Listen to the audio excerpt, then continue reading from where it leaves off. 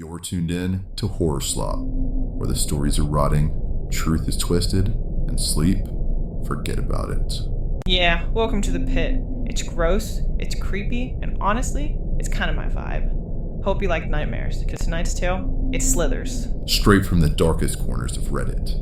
Real stories, real fear, and just enough blood to stain your soul. So at least grab your bed sheets, so grab a flashlight, and maybe a therapist. This is Horror Slop.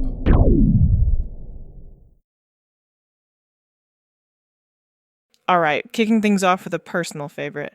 It's messy, it's weird, and it sets the tone real fast. Story 1. Don't blink. When my sister died, I came into possession of her Facebook account. That looks a bit weird, now that I've typed that out. To be honest, I'm probably not the first person who should have access to her account. Logically, that honor should go to her husband, Ted, if it goes to anyone at all.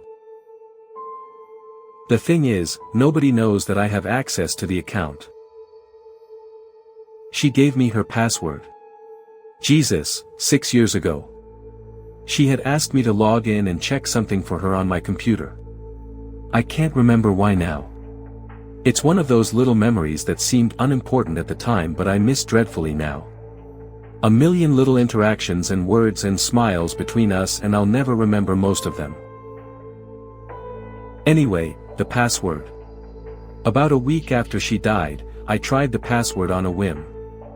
I figured she must have changed it at some point within the last 6 years, but to my surprise I was granted access right away. Honestly, Annalise. She never was very good with cybersecurity. I know I shouldn't have gone into her account. I get that, really. Even if she's dead, it's an invasion of privacy. Not just for her, but for everyone else. But I had just lost one of the most beloved people in my life and I was grieving. It seemed okay at the time. It seemed justified. And besides, it's not like anyone had to know. I set her status to offline, so nobody would see that I'd logged in. I spent many sleepless nights looking through her Facebook. At the groups she was a part of, at the pages she liked, at the photos she posted. It quickly became an unhealthy addiction. Not that I cared. I was desperate for some kind of connection with her, anything at all. And so much of her life was catalogued online. It was the perfect poison. To my great shame, I eventually began to go through her inbox. If it makes it any better, I know it doesn't, there wasn't anything groundbreaking or terrible in her messages. Annalise preferred talking to people in person as opposed to over text. Most of it was pretty mundane. Sharing pictures of her little ankle-biter dog with our cousin, Sam. Ironing out details to a party invite with a group of college friends. Planning a last-minute trip to see her best friend, Frida. My sister. My stupid, clumsy, lovely sister.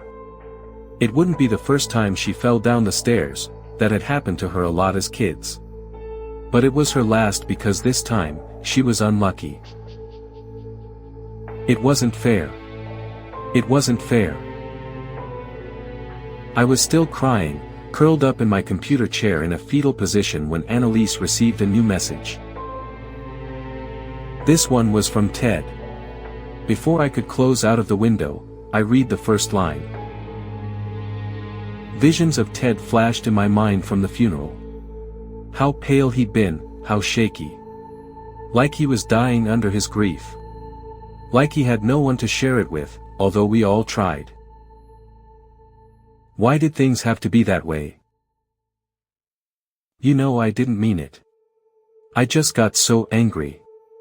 You do that to me, you know, you make me angry. And it hurt me, too, to do that. You have no idea how fucking bad I felt about it the next day.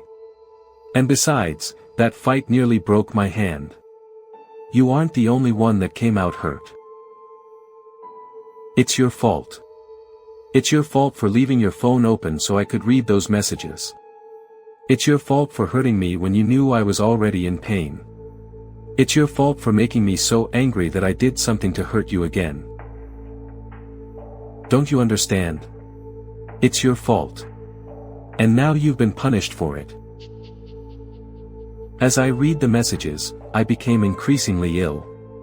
Slowly, a picture started to form in my mind, a picture that made my heart rate pick up and my jaw hang open. No. No. Before I had time to react further, another message came in.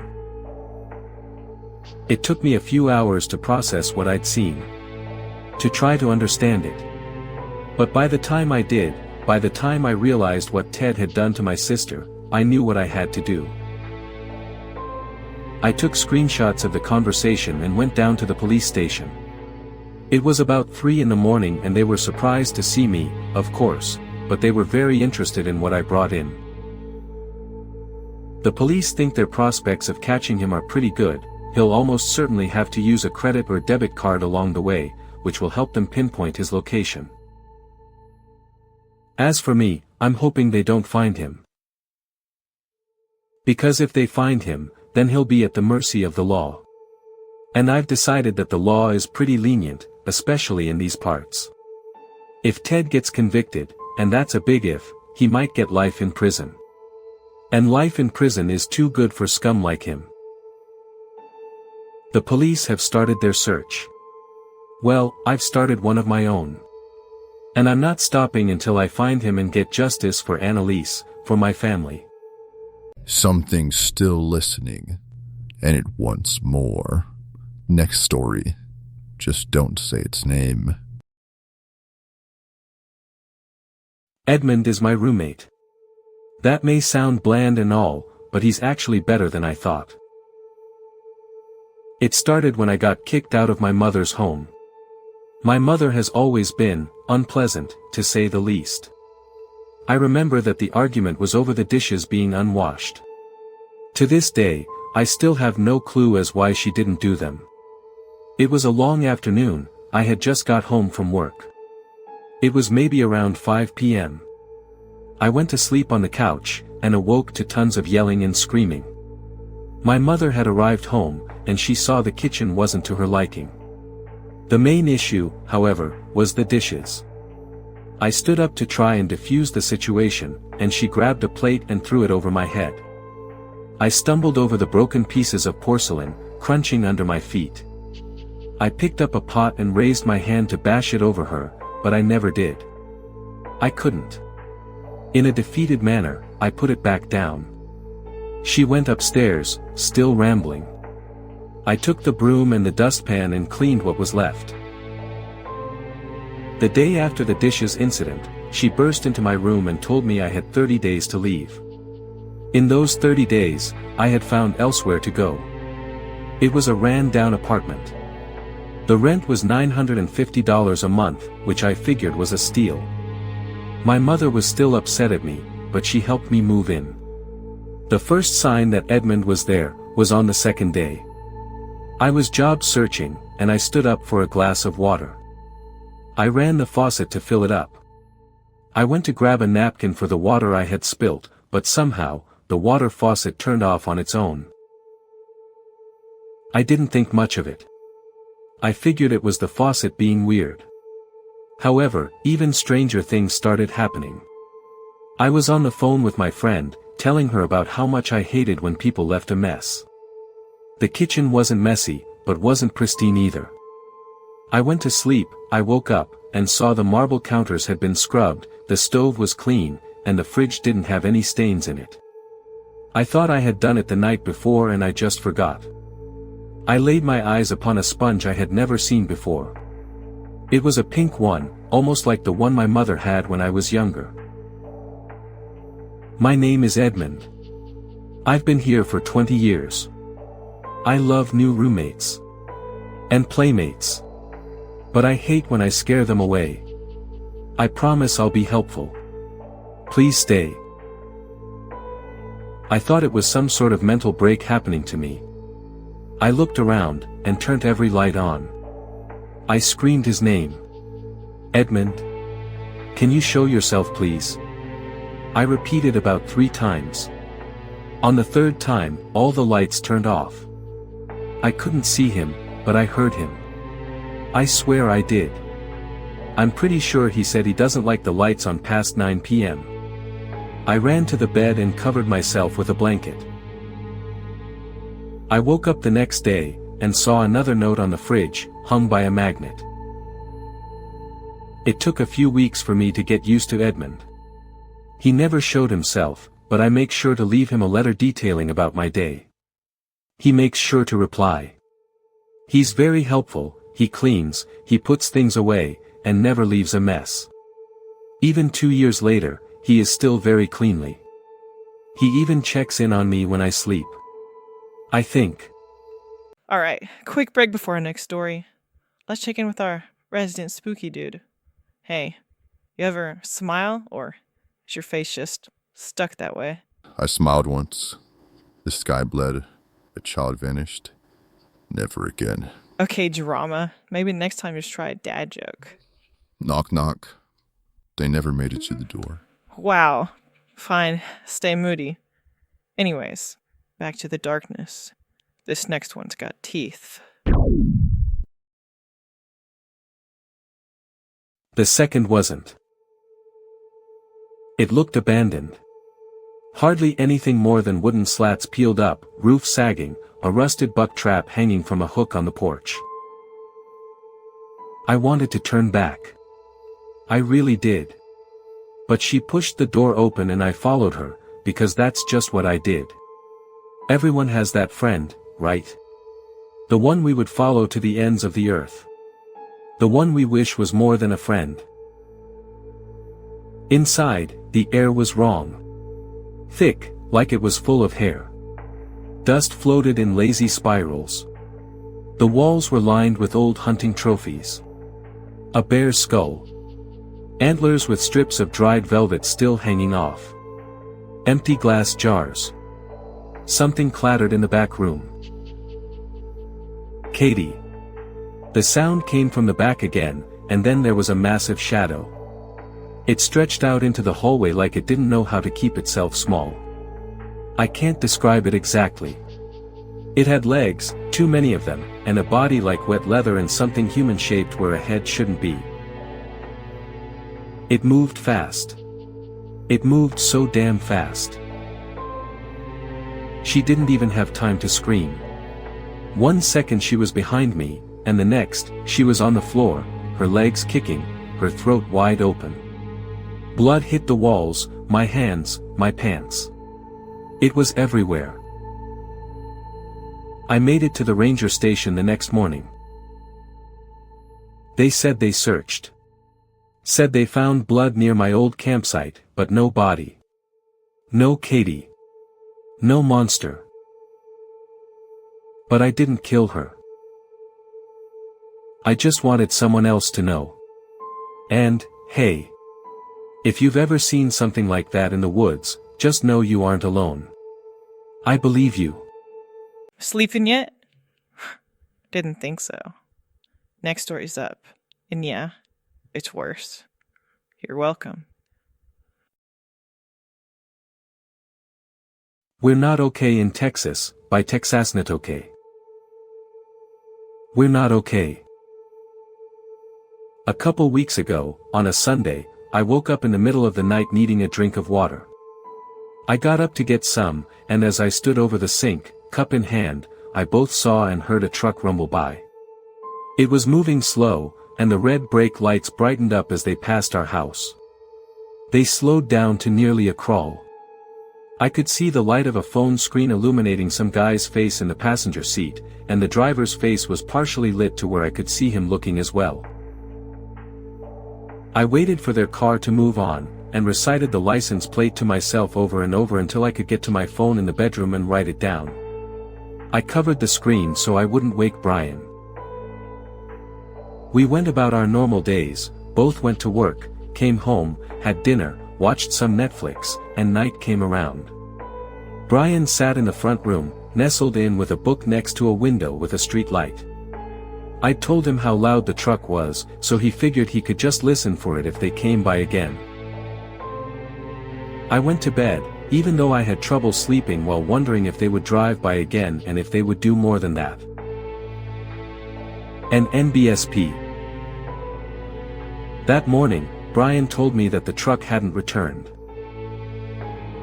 I asked if we should call the cops, but all Brian replied was, "Not yet." It wasn't the same truck, he reasoned, so we could just be making bad connections to the events. Eventually, they did leave. They drove off without us even noticing. One moment, we had checked out the window and the next they were gone. I was again relieved. I thought we had made a mistake. I was glad we hadn't called the cops over something so mundane. An NBSP. And the weirder part was the cars seemed to be on a rotation. Silver Honda, Ford truck, white work van, black Honda. Over and over, mixed and matched with drivers and order of appearance. When I told Brian the pattern, he started to notice it too. "I'm calling the cops," he finally decided after watching the pattern for a week. They weren't there every day, that we could tell, although we did have to work. An NBSP. A patrol car pulled up behind the car while we were both home from work. One walked up to their car, and the other came to our front door. I wasn't happy about that, because it felt like tattling. "Here's the people that called us on you, it's their fault," is what it felt like they were saying. Brian answered the door at my request, and told the story. The officer noted everything down. I piped up from the living room when I needed to, but mostly I just stayed in the house. I tried to pay attention to the cop talking to the car's occupants. There wasn't much I could glean from this far away except one thing. The two of them shook hands with the cop at the end. The second officer sauntered back up to our door and gave his report. An NBSP. One of the cars in the pattern drove by a few days later, and that set me on edge again. Brian was no help, convinced I had seen some other car, so I went to go grocery shopping on my own. He was pissing me off. In the car, on my way to the store, Brian called my phone.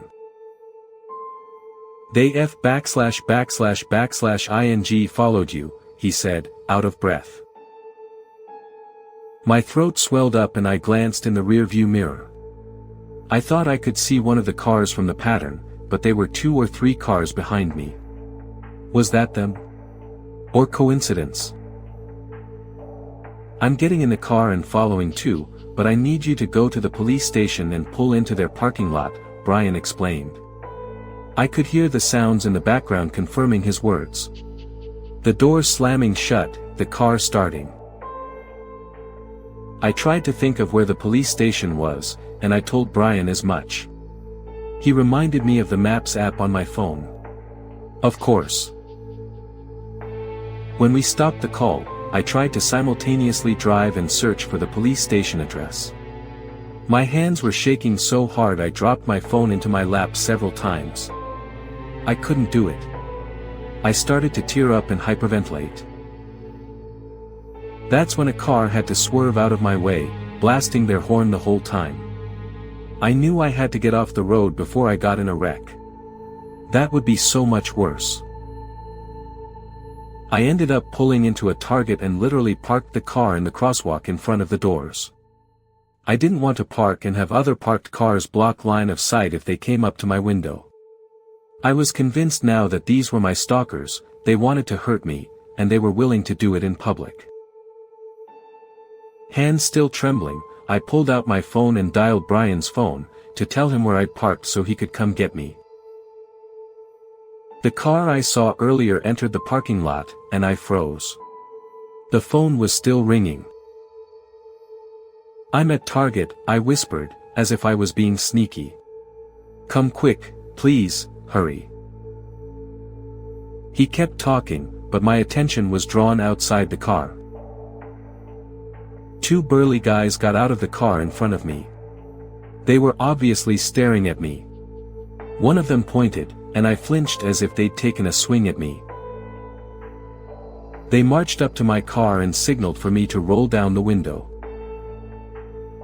I was right. They had no compunction about a public altercation. They didn't give a shit. My head was shaking, telling them that I refused to roll down my window. Brian was shouting into the phone, asking where I was and what was happening.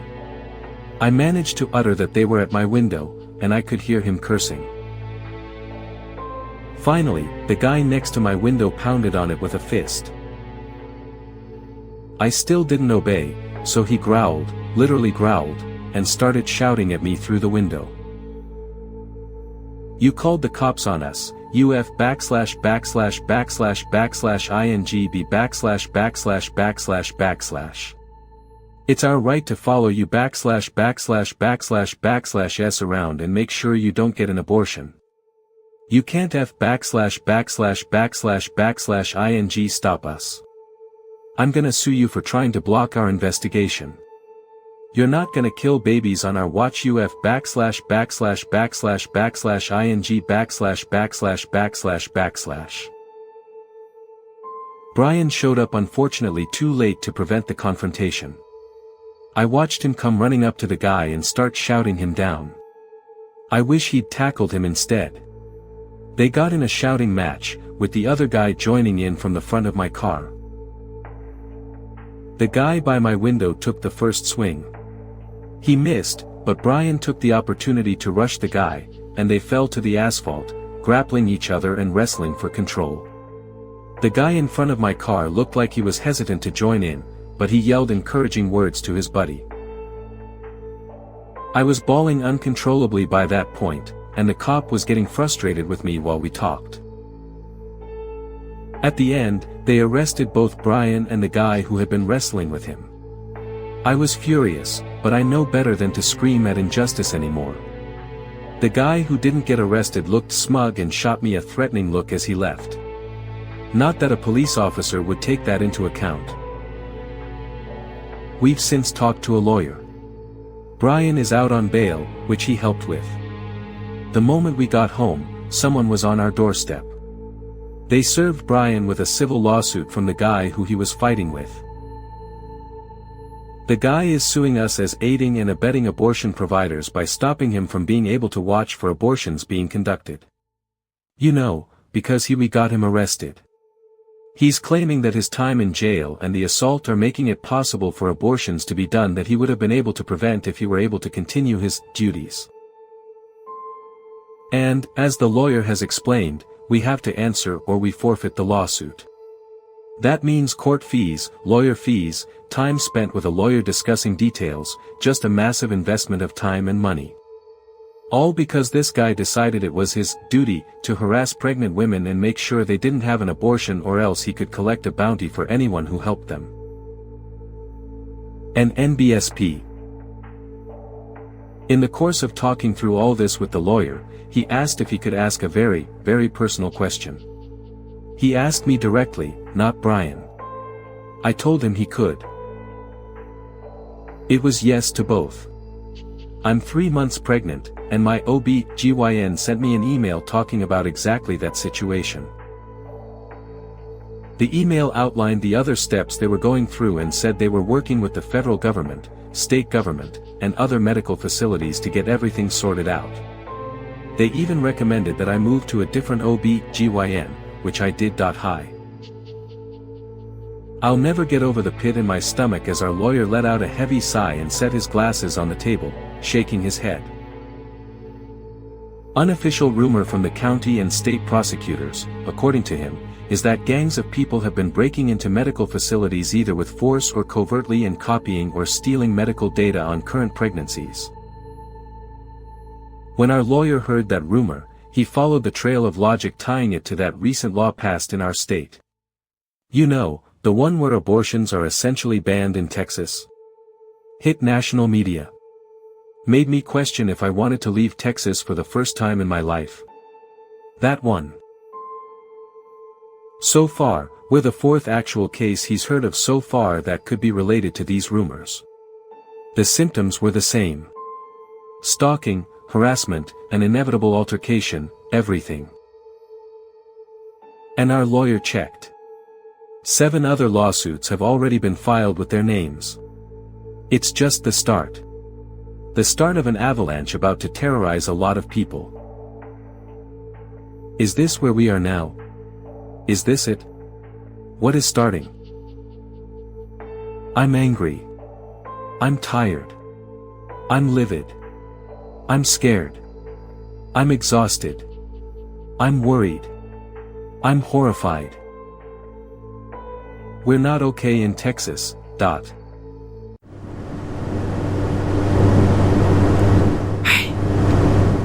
You feel that? That weird pressure in the room? Yeah, that's the algorithm. It knows you're watching, and it gets real cranky when you don't feed it. A simple ritual helps. Click the little thumbs up, tap subscribe, say its name 3 times into your phone mic. Kidding, probably. Engagement appeases the darkness. You know what to do. Good, human. Now, back to the horror. Silver Lining, by Haschin84. The world did not listen to our voices when we sat in the streets, waited on doorsteps, and stood on the rooftops. They called us a cult, a delusional few. But it was not us that threw ourselves from the buildings when the great dying began. Sissy was the first to go. She had glimpsed them through a crack in the blinds. She leapt off our roof and broke her neck. It took her 2 days to die. That's when it began, the calling. We knew the clouds were water in the sky, and even with the cunning that comes with such nefarious creatures we thought we could escape their influence. But we forgot about the rain. Rain was just cloud that fell to the ground. It's wonderful here, Mother called from the other side of the door when the pitter-patter came the next morning. We will fight, Father said in his gruff voice. Fight for humanity, fight for freedom. But he was lost by now, deluded by the voices, his mind unraveled. He was still explaining his scheme when I pushed him through the glass pane. He didn't even spare me a glance as he plummeted to the ground. I don't mind though, his gravelly rasp joined the chorus soon enough. Mother, Father. I screamed at the clouds. Sissy, I mumbled to myself. Anyway, let's lighten the mood with something fun and... Nah, just kidding. It gets worse. Hit it. Please help me find my dead great-aunt's cabinet, by Mutant Walrus. Hello everyone, it's with great urgency that I ask you all to help me find a piece of furniture that was apparently misplaced or mishandled during the disposition of my great-aunt's estate. I know this forum is dedicated to the strange and horrible, so I hope you'll take my words to heart. This particular item is quite old, likely over 100 years old at this point, but it would still appear to be in good shape after years of careful maintenance and cleaning. It is not a family heirloom, in fact, it comes as a bit of a burden to my family. She lived in a small cottage she had sublet from a rural farmer nearly 40 years earlier. In front of the house was a gorgeous garden that was as vibrant and unusual as she was. She apparently had made a living for so many years caring for the yards and gardens of the town's elite, and as she got older, they had gone out of their way to take care of her. When I pulled up, she was sitting on the porch reading a book with a large cover and binding so heavy as to apparently require significant effort simply to hold. She didn't even look up until I got out of my car, and the way she leapt to her feet and flashed a look of deep concern had me on my heels before she cracked her trademark smile and ran to give me a hug. My great-aunt had a tall, stunning figure for a woman her age, and when she hugged me it was like her arms wrapped around me multiple times and tangled me in a web of joy. Before we had even gotten my bags in the door I was exhausted from her questions ranging from my studies, to my love life, to my parents, and my plans for the future. We sat for hours chatting outside on the porch talking about our lives, my parents, my sister, and my upcoming plans. When it got too chilly to stay outside, we retired to the kitchen, where she lit the wood-burning stove and gave me a glass of moonshine she'd gotten in a trade with one of the local farmers. As we sat and drank, I noticed it. Truthfully, there was something haunting about it. My memories are faded now, but I could swear as a kid I felt it calling to me. It looked bigger, which, of course, I was much smaller at the time, but it also seemed unearthly in a way I can't describe as an adult. If you've ever been down into a basement or cellar as a child and got the weird sensation that the space could contain anything, whether something amazing or horrible, then you may have a sense for it. Maybe that's why we persisted in trying to open it no matter how many times my great-aunt scolded us. And then there were the dreams. Every time I returned home after visiting my great-aunt, I had truly horrible dreams. I was in a dark place with a concrete floor. I couldn't see any walls or ceiling, just darkness in every direction. I walked in one direction thinking I'd find my way out, but no matter how far I went, I couldn't see anything. That's when I noticed the lights. 5 red dots way off in the distance. Like fireflies shifting and rotating around as they moved in my direction. I stopped, staring into the darkness, trying to make sense of anything. As they approached, they seemed to get bigger and bigger until they were close enough that I could see they were what appeared to be eyes on an enormous something. Every time I woke from the dream I felt like I was suffocating. My limbs were stiff and I thrashed around in my bed trying to get to my feet before I realized where I was. My heart was beating so hard I could feel my blood pulsing through my veins. When I finally relaxed, I cried. I felt alone. And I couldn't bear to call for help. I would spend the rest of the night awake, staring into every dark corner, worried about what might be there. Even though I haven't had these dreams in years, I still remember that feeling. It was the most awful despair I'd ever felt. So, I sat there, already a little drunk on some truly harsh moonshine, and I gathered up the courage to ask. She noticed my look of concern. It's not a curse really. More of a burden. The cost of time. Her boyfriend was murdered. She never would tell me how or why and I was afraid to ask. But it's not hard to make the connection between that and the fact that she immediately fell on hard times. She was carefree and not involved in politics, but her friends and late boyfriend very much were. People on both sides of the conflict saw her as trouble. She did odd jobs and kept a low profile, sleeping on the street and in guest bedrooms of sympathetic neighbors, but she couldn't establish a new life with things the way they were. She started writing to her sister in hopes she could leave for America and escape the scrutiny. I asked for their help, but they had sunk their savings into establishing his practice. They were living off very little income as the town wasn't as well off as it is now. They started saving right away, and called what friends they had to give me a helping hand. They needed someone trustworthy to help them with creating an inventory. I told them nobody in this town trusted me, but apparently I had made the impression on them that I wouldn't be taking anything and I wouldn't be blabbing their business to the whole neighborhood. She continued the inventory for weeks. Normally a house like that would have half a dozen or so servants, but they had only a cook and a maid, and neither liked to talk during the day or take their meals with the lord and lady. I wasn't sure why, they were never unkind. I asked once why they didn't have any children. They certainly weren't short on space or money for rearing. Well, they said, they wanted children from the day they got married, but they couldn't bear to have any while there was so much evil in the air. I assumed they meant the troubles, but perhaps they didn't. I had a ragged cold at one point and had to stop. They had soup sent to my room and had the staff check on me regularly. Again, it would be nice to think it was for my benefit, but they clearly had some other motive as well. It was a nice piece of furniture. Very pretty. Maybe the prettiest thing they had in there, so I didn't want to break it. I asked about it at dinner and they got really cross. They said they told the housekeeper not to leave it down there. Then they stopped talking, became dead silent for what seemed like an hour, only to apologize and reassure me that it wasn't a part of the inventory and that I shouldn't concern myself with it. I just dropped the news at breakfast one day, that I was leaving for America and never coming back. They seemed surprised, but then excited. They said they needed someone to go to America for them. They needed someone to deliver something. Well, they said, deliver, but what they meant was, take.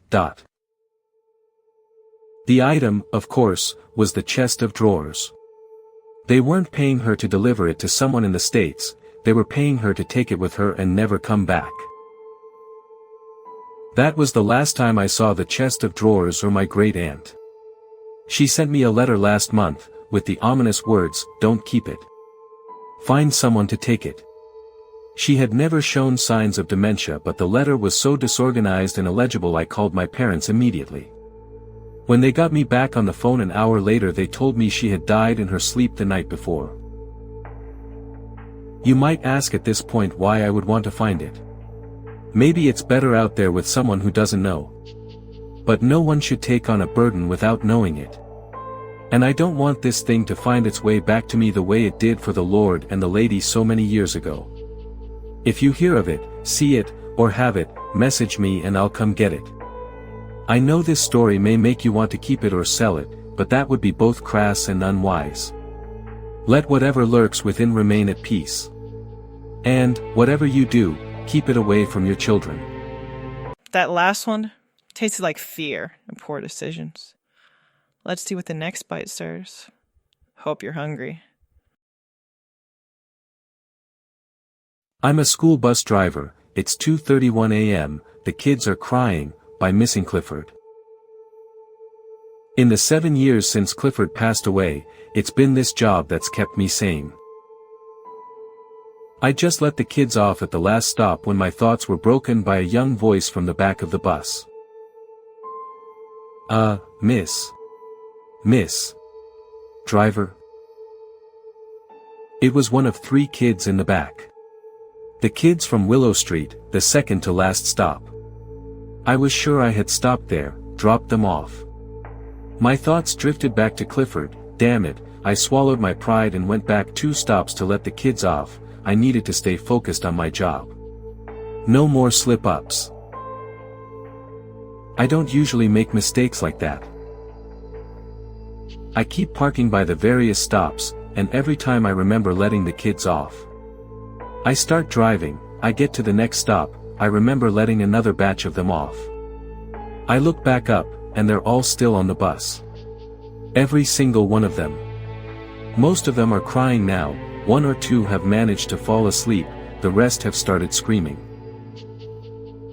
When I stop now, when I drive off, I have a clear memory of them rushing off, running through the open bus door, happy to get away. When I drive off they're back on board, crying, screaming like they never got off. Pat. What's going on? Where's the damned bus? You were supposed to come back in an hour ago. I'm tired of waiting for you. The kid's on the floor, like a rag doll, except there isn't just one of him, it's a pile of hims. I can see 2 women, I'm guessing his moms, in the kitchen, they're going about their day. It's like it's just the afternoon for them, going about their business in a pitch-black house. I let myself blink again. I don't know how long it's been. My watch has stopped working. Nothing changes. The kids cry, none of them are sleeping anymore, some of them have soiled themselves. They keep asking why I'm doing this to them. I'm not. I see a car pass by my on the road, it's like an imp jumps into my head and whispers a thought into my mind, swerve, it'll all be over, just swerve. I can see its details as we are about to collide. It's a red Mustang. As the metal of the bus meets the metal of the car I can see its driver. He is stiff, still, his eyes fixed forward like a statue. His wife is in the passenger seat, her chest has a gaping hole in it. It's a near miss, I hit the back of his car. He keeps driving, I keep driving. I'm going to find that car again, and I'm not going to miss it this time. Still with us? Good. That last one was just the warm-up. Let's go deeper. All of the women in my family die at age 27. I turned 28 a week ago, by her creation. Last Sunday, at 9:26 a.m., I turned 28. After I read my birthday card last Sunday, I waited anxiously for the clock to hit 9:26. I'd been feeling the power start to trickle into me early in the morning, but once the second hand made its full lap around to move the minute hand to the tick just after the 5, a jolt of energy passed through my body. It was almost painful, like how I imagine being struck by lightning might feel, but at the same time, it felt good.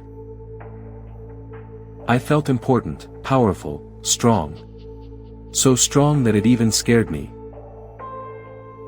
As I eagerly accepted the full extent of my powers, I found myself in what I can only describe as a vision, an alternate setting that materialized all around me at once. Logically, I knew that I was still in my living room with my feet planted on the familiar wood flooring, but the ground beneath me felt rough, uneven, gritty. I glanced down to find myself standing upon a shelf of sandy rock, just steps from the edge of some great cliff. Fear rendered me mute at the top of that cliff, and I swear I could feel the wind whipping all around me, hear the waves crashing furiously below, feel the briny ocean water misting my face. I leaned forward, peering precariously over the edge at the churning sea and its infinite black and white froth. I found its movement, back and forth, push and pull, comforting in its predictability, until it seemed as if something shifted to upset the flow, something unseen but its effects impossible to deny. I knew I could move things simply by willing it to happen with my mind, but I was startled by the sudden ease of it. Focusing on a glass of water on the table, I attempted to move it just slightly to the left, but it instead flew off the surface, shattering as it hit the wall. I rushed to clean up the mess, plucking shards of glass from the carpet, groaning at the wet spot.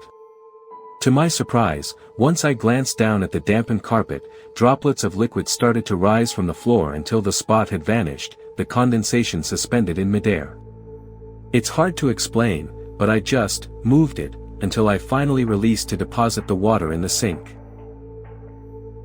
Before you say anything, I know, it was stupid to test this out on something so fragile, but my powers didn't exactly come with an instruction pamphlet.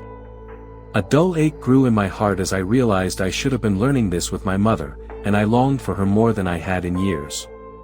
Like a young child desperately reaching up with outstretched arms, I wanted my mommy. I couldn't help but think of the fear I felt the first time I got my period. It sounds silly, but I was bleeding and I thought I was dying, simply because I didn't have my mom there to explain it to me. And my dad couldn't be bothered to parent his child. My dad, the thought of him came with an overwhelming rage. With my senses alive in a way they'd never been before, I felt every cell in my body teeming with kinetic energy until the light bulb in the lamp beside me burst. I hesitated as I pondered the vision, but none of that was important just then. It was time I paid my old man a visit. Though he could never repay me for the losses I'd endured, I intended to collect the one thing that would come close, his miserable life. Wincing as the morning light spilled into the dark room, I guess I forgot just how bright the sun really is. I popped open the glove box to retrieve a pair of sunglasses. I put them on before pulling out of the garage, out of the safety I'd clung to for so long. The drive was fairly ordinary, though fear set in as I thought on all of the questions that remained unanswered. Why had my father killed my family? Why lie about some curse? And, most unnerving of all, who had delivered the letter? Was it just some trick to get me out of hiding? Was I wandering into a trap? Then I thought on his hateful response and the traumatizing attack I endured weeks later that solidified my decision to cut all ties and move away. We hadn't spoken in all of those years, but I was ready to face him, at least, I hoped. I couldn't be sure what awaited me, couldn't be sure at all. He strained against my influence, but he was stuck. And he knew it. As I moved my stare to his index finger, he wailed in agony, interjecting, "No, don't. No. Okay. Shit. He took a deep breath as blood spurted from his maimed appendage. I was supposed to have a son. When your mother failed to provide one, I was told to. I was told to kill her off, to wait to see if you or your sisters could have a son. I just did as I was told. Did it make you feel like a big fucking man to take everything from me? To kill my mother? To take my sisters away? I screeched in an unearthly bellow. An incomprehensible power flowed in and out of me. I watched, frozen, as the bones of his feet crushed all at once. He howled as the crunching progressed up his lower legs, knees popping, then further still. By the time his thigh bones snapped in a gruesome compound fracture, his mouth just hung open. Do they know I'm alive? I demanded, widening the growing wound until the two sides had separated completely. They didn't, he sputtered, blood dribbling out of his lying mouth. But they sure as shit will now. And they were on their way already. The clamor of the waves pounding against rock drew me in, forcing me to step to the very edge, forcing me to stare into the sea far below. A feeling of unbridled hatred extended itself to me there. That time, I didn't attempt to rid myself of the strange vision. That time, I welcomed it. And I lost myself for a moment, surging with uncontrollable power, a mere spectator as his lower half was maimed. I sped down the highway home infinitely more terrified than when I'd left. I needed to find the source of the letter, I needed to figure out what the hell the visions meant, I needed to know if I'd unwittingly opened myself to something sinister. And more importantly, I needed to know that my child was safe from the cult that so desperately wanted him. I need to find my son. 10. Still here? Aw, look at you. Brave little meatbag. Too late to back down now. Next story's already watching. I Think My Mattress Is Alive, by Lola's Leaving. Sometimes, at night, I can feel my mattress breathing. The wine tasted sharp, almost metallic. I winced every time I swallowed. Didn't stop me though. I don't drink for the taste. I fell asleep easily. Then the movement started. Because now, when it happens, I can't move. I lie there, fully aware, completely paralyzed, while the mattress shifts underneath me, pulsing slow and deep, like something alive is nestled inside and trying to sync its breathing with mine. I tried sleeping on the couch. Still woke up with that feeling, that presence, like something knew I wasn't where I was supposed to be. I tried staying in a hotel once, nothing happened that night, but I had the strangest dream that something was waiting at home. Lonely. And last night, I swear it pulled me down. Not physically. Emotionally. Like I was disappointing it. Like it missed me. And I think it doesn't want me to leave. Whew, telling gave me chills. But hey, we're just getting started. The next one's sharper. You'll see. Are you typing? You are. Okay. And your friends on the internet will read this? Ha, alright, but warn them that these are just old man's memories. Okay, so back to the beginning. Thing with air traffic controllers is that you don't really get to choose where you're gonna work in the beginning. Sure, we all wanted to work at JFK or Hartsfield-Jackson, but those jobs just weren't available to us rookies. So I had to take a job in a bumfuck little town in Iowa called Atlantic. It was literally a single landing strip in a damn cornfield, but I had to pay my dues. And the money was alright. Around 1 a.m., I received radio message from a small Cessna about 30 miles from the airport.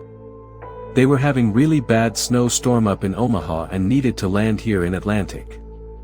I guess being open late was justified, after all. I got my binoculars out, verified the visibility and started guiding the aircraft. Though it was really windy out there, they managed to touch down. I looked through the binoculars to verify the landing went okay, and that's when I saw her for the first time. Just walking down the runway as if it were a normal street was this woman. Shit, I don't know. Now, there were about 100 things wrong with this situation. First, the woman was wearing some sort of short summer dress, or a nightgown, and she was barefoot, believe it or not. Normal person would be cold dressed like that during the summer, let alone our winter. And then, you had to wonder what in the world was this person doing walking down the active runway, and how the hell did she get there to begin with? Flight 84, this is Alex from Air Traffic Control. Do you happen to see a woman walking down the runway towards you? I asked the pilot who had just landed. Let me check. The pilot answered. Still watching through binoculars, I saw him open the door of the plane, then get out. He started walking towards the woman. Not going to lie, at that point I was having a lot of fun. Not much happened in Atlantic, Iowa, and this certainly was entertaining. I couldn't wait to hear her story. My bet was that she got in a car accident near the airport. No answer. Flight 84, I repeat, what is happening? Flight 84, you do not have permission to take off, I repeat, you are not cleared for takeoff. I tried one more time. Flight 84, this is Air Traffic Control, what the hell is happening? U was all I could hear coming from the radio. Flight 84, please repeat, you're breaking up. Radio started transmitting again. Flight 84, did you say, run? Please repeat yourself. But nothing else came from out of that damn radio. The plane was long gone. I sank into my chair trying to decipher what in the fuck just happened, pardon my French. Run. From what? What the hell? And then it dawned on me. The woman. At that moment, she started running towards my tower. Like not jogging, but really running. Still looking straight at me. I swear to you, goosebumps ran all over me like 10,000 cold ants.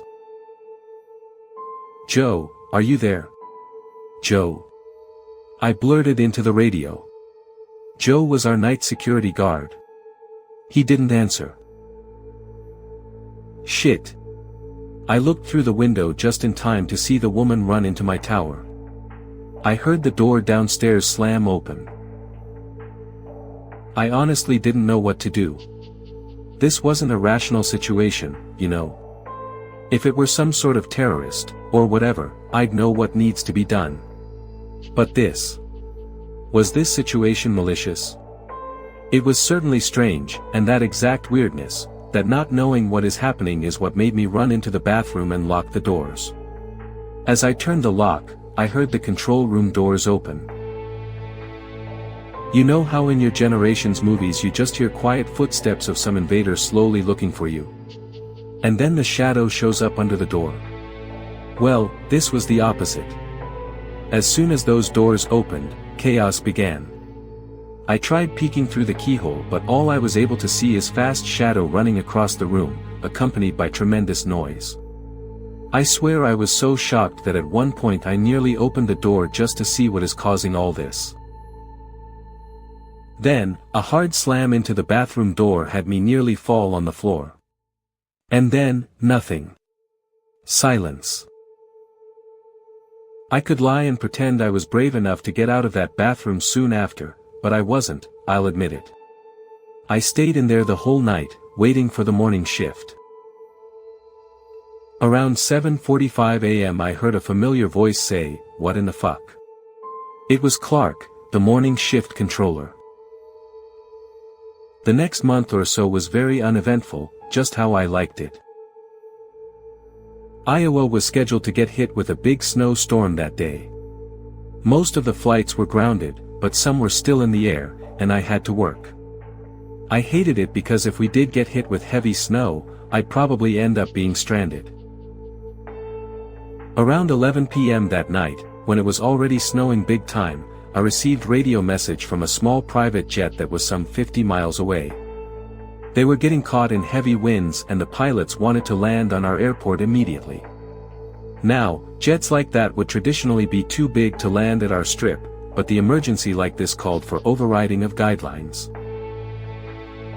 It was snowing heavily by that point. Thankfully, we had a cleanup crew de-ice and clean the runway before they headed home, so it was still in decent condition. Again, back then, we were way more relaxed about the rules. I took a look at the strip to make sure it was clear. The worst part about it. She was looking straight at me again. Again with those crazy fucking eyes. This is when I realized what the most disturbing thing about her was. She wasn't blinking. I was looking at her for good 2 minutes, winds and snow blasting in her face, and she wasn't blinking. It was almost as if she didn't want to lose a fucking millisecond of looking straight at me. Oh God. Flight 676, maintain, I repeat, maintain the altitude until further communication. I put down the radio and looked through the window. She was now some 10 yards away, coming closer to the tower. When I got back to the room, I heard the radio. Control tower, we are approaching the runway, please advise. At that moment, a loud noise broke through the tower. I didn't want to believe it, but I was afraid that the first floor door had slammed open. How the hell? I locked it, I know I did. And then, goosebumps overcame me again, almost as if my body could feel something that I couldn't. My first instinct was to lock myself in the bathroom again, but I couldn't. I couldn't leave the radio. Footsteps on the metal stairs were getting louder. She, I assumed it was her, wasn't running at least. But the violent sound of footsteps made me think she was, slamming her feet into the ground with every step she made. 676, this is traffic control, I have visual confirmation. Clear to land. I heard the control room doors open. This is when I realized just how afraid I was. You know, I'm almost 70 now and am not embarrassed to admit how scared I was at that moment. Matter of fact, I was so scared that I couldn't even turn around, if you can believe that. I just couldn't face what was behind me. This was very unusual because I was always composed and rational. Always, whether it was being stuck in a ditch in Vietnamese jungle or being nearly hit by an 18-wheeler on the highway. Always calm. And there I was, staring straight at my radio, unable to turn my head and face it. I'm sure your friends on the internet will laugh at how I reacted, but I guarantee most of you would behave the same. Your body just doesn't behave normally when terrified. I slowly pressed the talk button on the radio, my teeth literally chattering.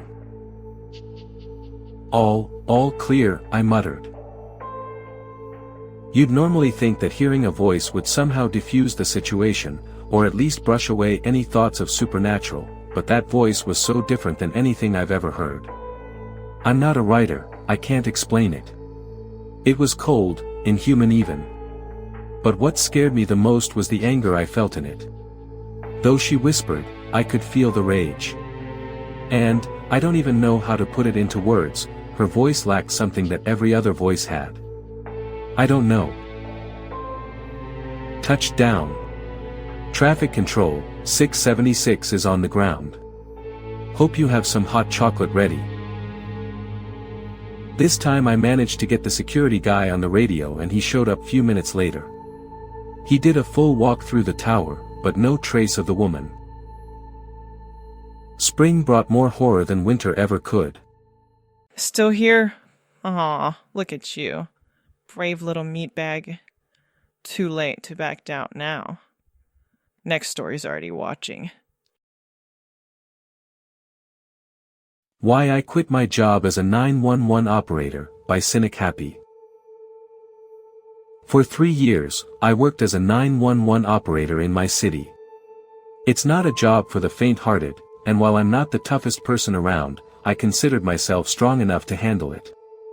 Over the years, I received plenty of horrific calls, some which left me emotionally drained but none that made me seriously question my life choices. That is, until the afternoon of January 19, 2011. Me, 911. What's your emergency? Caller, hello. This is 911, right? Me, yes. Caller, this is gonna sound really weird. Caller, I'm trapped in my own basement. Me, by who? Me, do you have any other means of leaving the basement? Caller, I considered breaking down the door. But I know she's waiting for me. I can't risk it. Caller, I'm at, location omitted. Me, of course. Me, yes. Caller, that's her. Me, sir, can you describe what this person looks like? Caller, she's old. Like, really old. She has ass-length gray hair and no teeth. But she moves so fast. I've never seen an old woman move like that. Me, anything else you noticed? Me, what is she saying? Caller, wait, I can't hear, holy shit, she's repeating my name over and over. Her voice, it's too deep for a woman. Me, stay calm, sir. The police are on their way. Caller, I don't think I have much time. There is a loud crash as the basement door is kicked in. The caller screams. I hear pounding footsteps and crashing as he tries to escape. Me, sir. Sir. What's going on, sir? Caller, no. Stop. Get away from me. Caller, what do you want from me?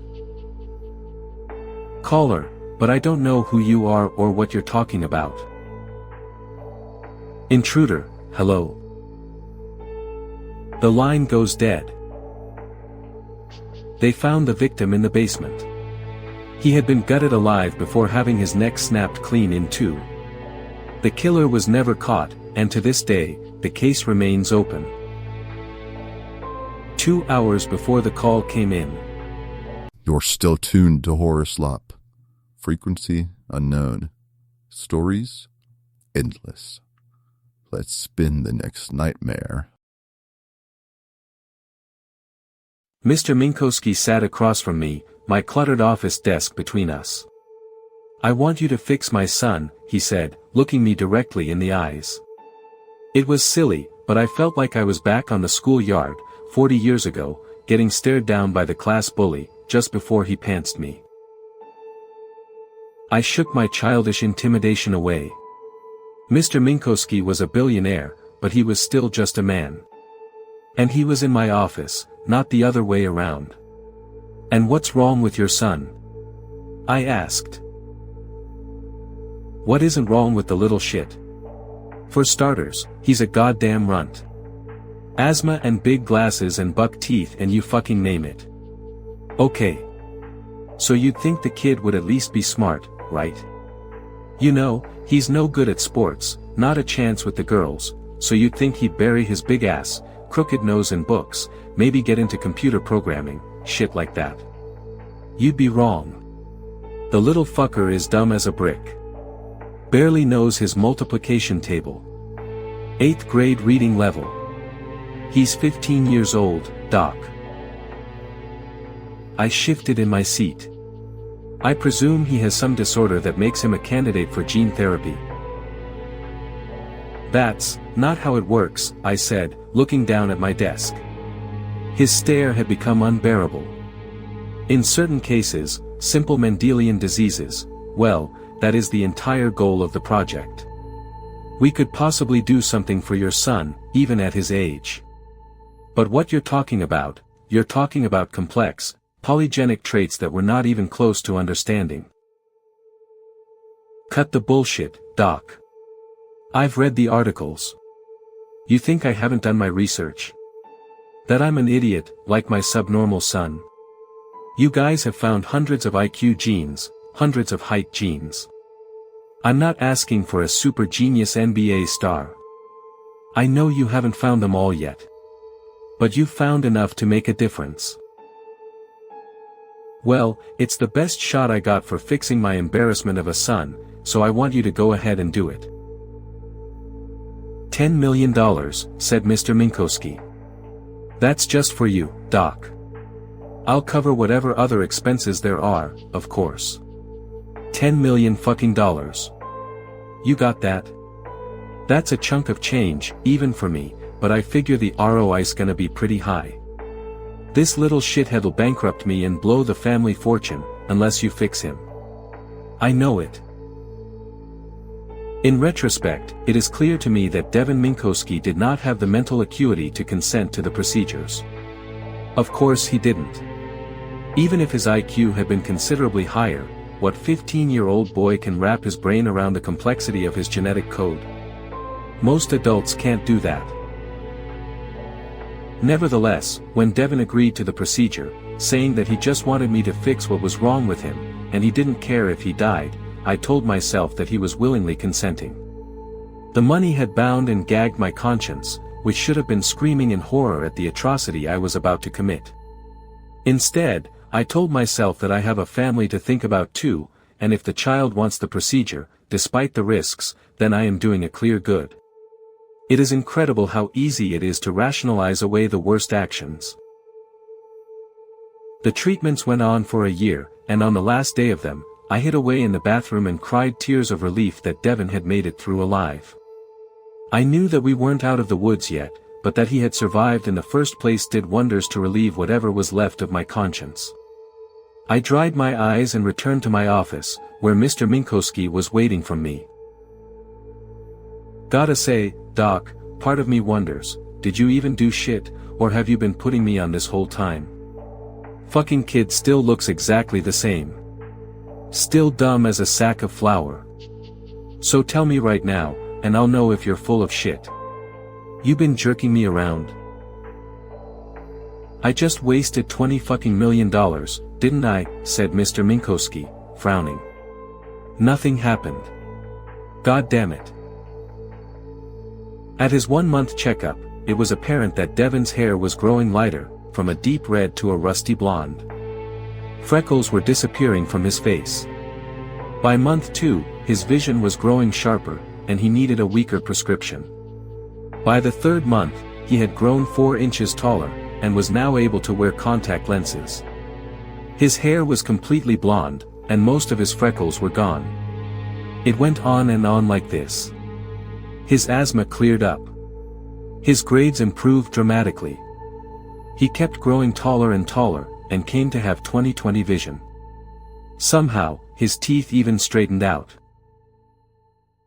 I was amazed, and Mr. Minkowski was delighted. We convinced ourselves, over a $3,000 bottle of scotch, that we had made the most important scientific breakthrough in the history of mankind. No more disease, no more maladies. No more stupid people, as he put it. The possibilities were incredible to imagine. I smiled, my head light from the scotch, the money, and the feeling of success. I felt like a legend. Oh, I'll miss seeing you every month, Devin. That's not what I mean. I mean, you must be relieved that you didn't murder me. You know as well as I do that that was always the most likely outcome, given our present knowledge of genetics. Are you not happy with the procedure, Devin? I smiled. In a few years, Devin, we'll tell the world about you. Then it won't just be your father that loves you. The whole world will. That's hardly necessary. "Oh, I've been planning it for a month." "Here," he said, reaching down onto my desk for a pen and a pad. He wrote down an address in perfect handwriting. "This is our house. Be here at 6 p.m. tonight, okay?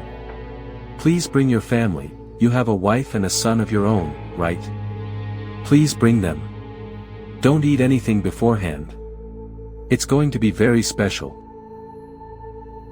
"That sounds great, Devin. We'll be there." By 6:30 that evening, we were all seated at the Minkowskis' massive dining table. Devin walked around the table, pouring out a dark red wine into our glasses. "Oh, I suppose," said Mrs. Minkowski.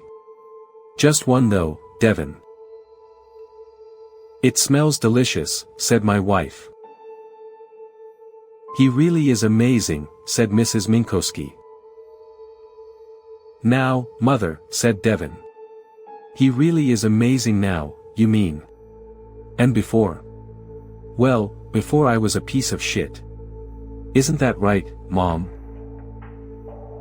"Devin," said Mr. Minkowski. I awoke unable to move or close my eyes. I was sitting in a theater, staring up at a screen, which projected my own image back to me. I was bound to one of the chairs, my eyelids taped open. A device positioned above my head dropped water into my eyeballs every few seconds. There was a gag tied around the back of my head and stuffed into my mouth. The image on the screen was live footage from the camera strapped to Devin's head. Devin was standing on the floor below the screen. To one side were 4 people, also bound and gagged, my son, my wife, and Mr. and Mrs. Minkowski. To the other side was a table with a tray of surgical tools on it. "Ah, the good doctor is awake," boomed Devin's voice over the loudspeakers. He was talking into a headset. I watched as he walked over to the table and picked something up. On the screen, I could see what he saw. It was a scalpel. Devin picked it up and turned his head so that the image on the screen was my son. Tears were streaming down his face. My son's head grew larger on the screen as Devin approached. Then it filled the entire screen. I watched helplessly as the scalpel caressed my son's cheek. Devin pressed it down until a spot of blood appeared.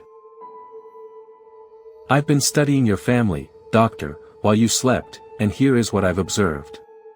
Your wife, she has a truly beautiful face. But let's be honest. She's grown a little flabby down below. Meanwhile, your son's face is a bit smashed, but what a body.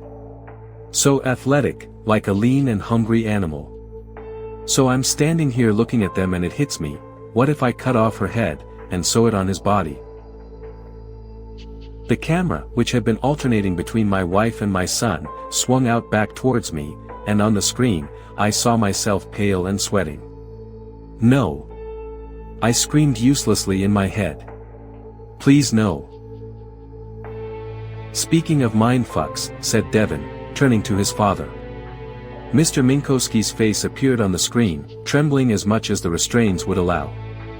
"This guy. Who is he? Is he my father? I don't know. If we went on Murray, and they ran the test, what would they find? Probably that he's not my father. But he feels like my father. The man I loved for the first 15 years of my life. The man who never loved me back. But you know what? Now that he finally does love me, I don't love him. I don't want it to feel like he's my father. So I need to make a change. And I'm standing here thinking, what's the defining feature of my father?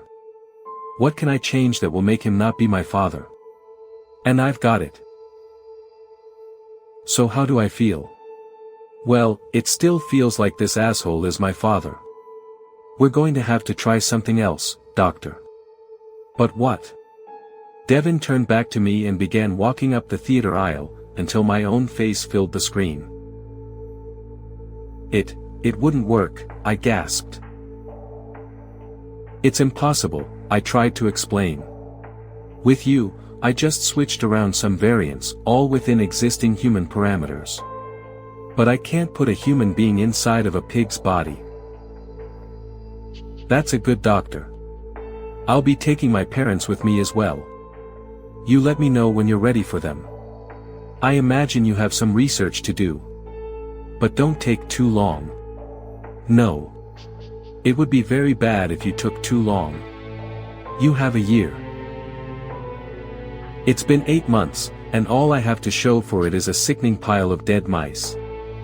Once, I thought that I had gotten one of them to grow a snout, but it turned out that I had merely created a new, deadly inflammatory disease. I am at the end of my rope, and near the end of my funds. My desperation has brought me to this forum. An internet search led me to a story here about a man encountering a giant chicken man. That turned out to be, for reasons that I won't get into, a dead end. But as I read more stories here, I realized that people have encountered all sorts of amazing things.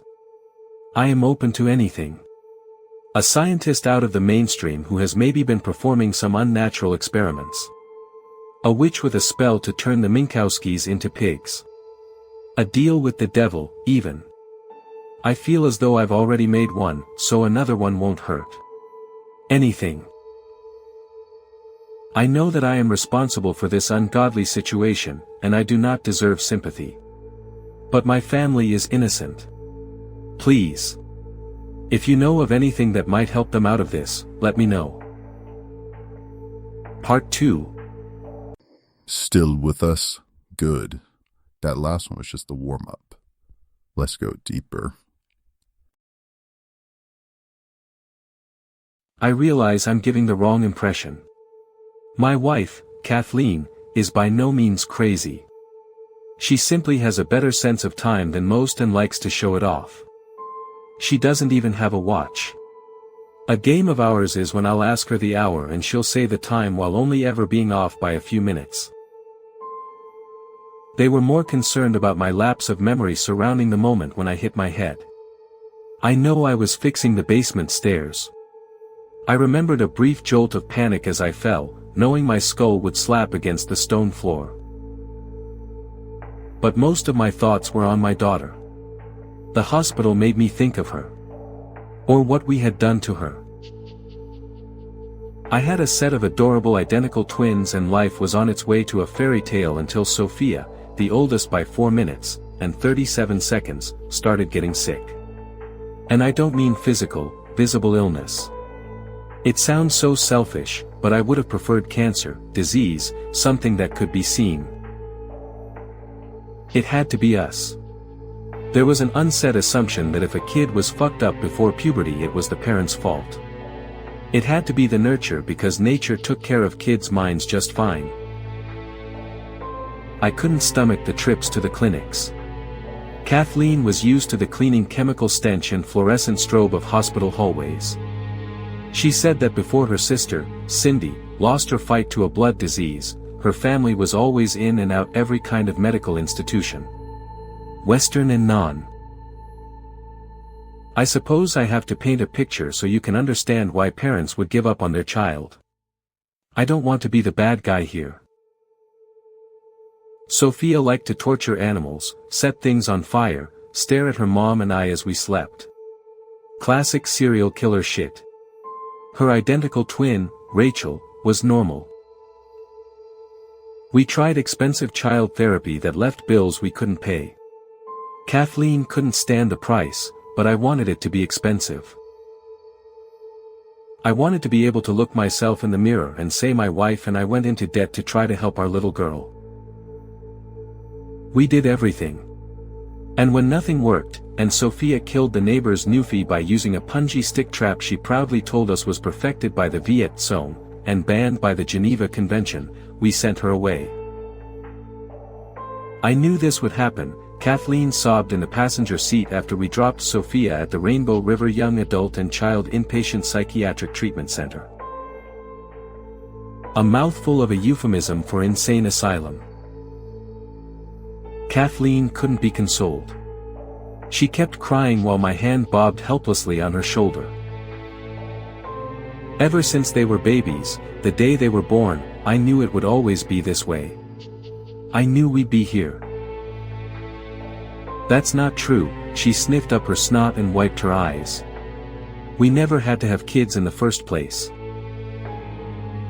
This is the part that's personal.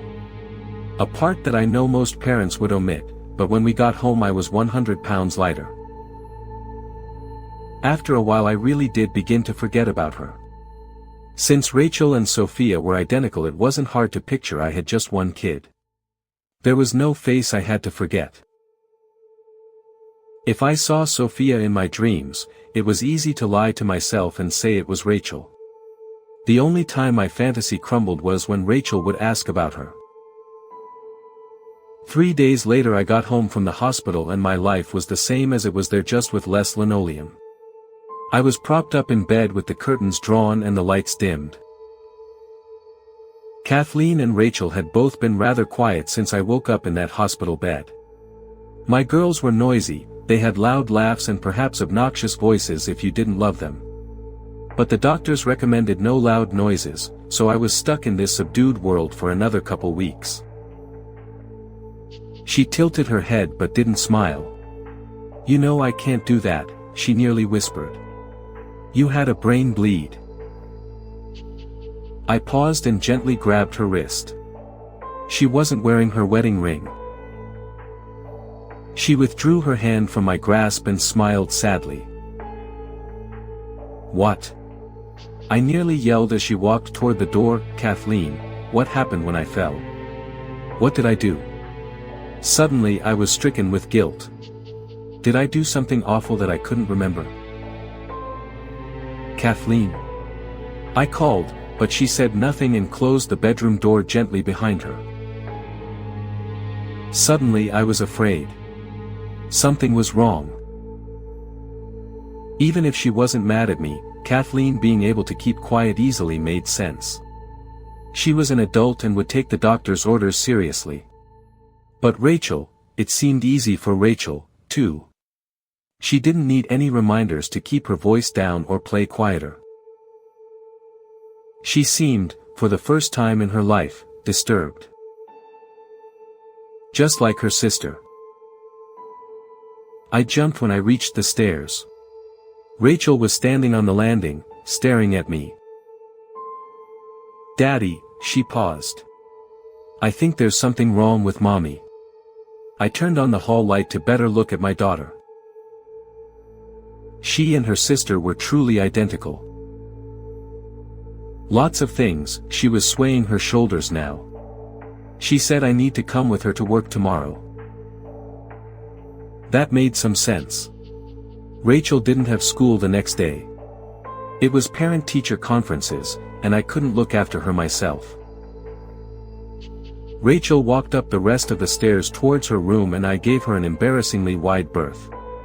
She stood in her doorway and stared at me. She was waiting for me to tell her I loved her, surely. But I just bit my tongue, looking her over, and she said nothing, not even good night, and simply closed her door. The next day I woke up early and found Kathleen's side of the bed still empty. Cold. The bedding not even pulled back. I dialed Sophia's treatment center and was greeted with the kind cadence of receptionist who listens to panicked parents day in and day out. Hold music. Elevator music. Saucy saxophones were the soundtrack of my life falling apart. It wasn't going to be John Williams.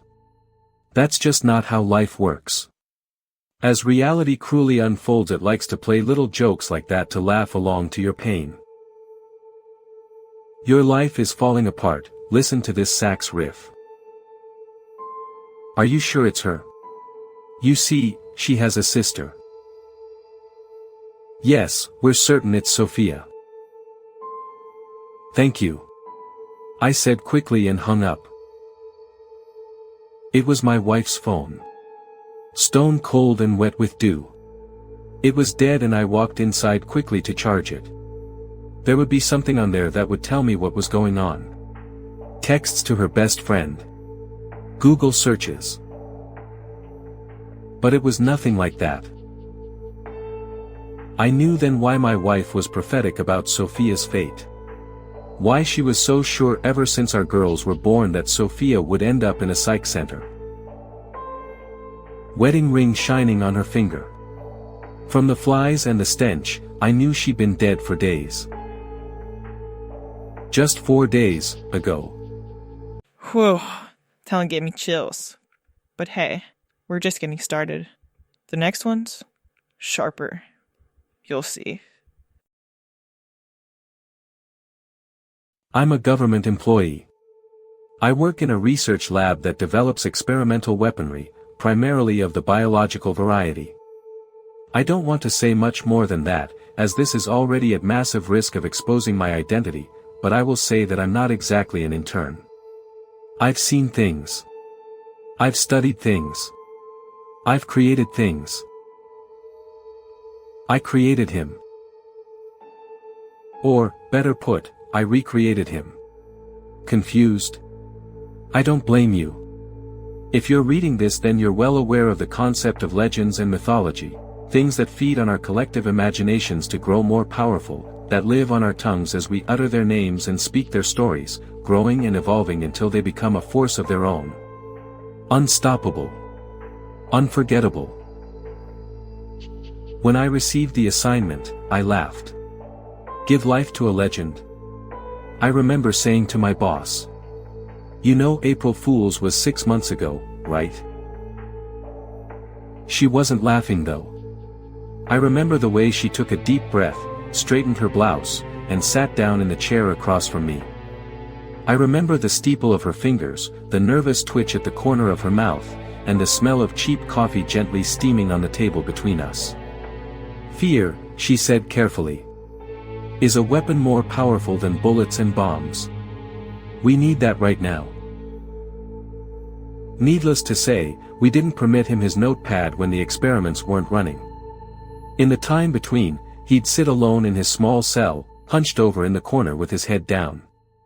I suppose I couldn't blame him, with only a thin mattress, a bowl to shit and piss in, and 2 meals a day. There wasn't much else for him to do. We kept 2 cameras pointed at him at the front of the room just in case, monitoring the man at all times.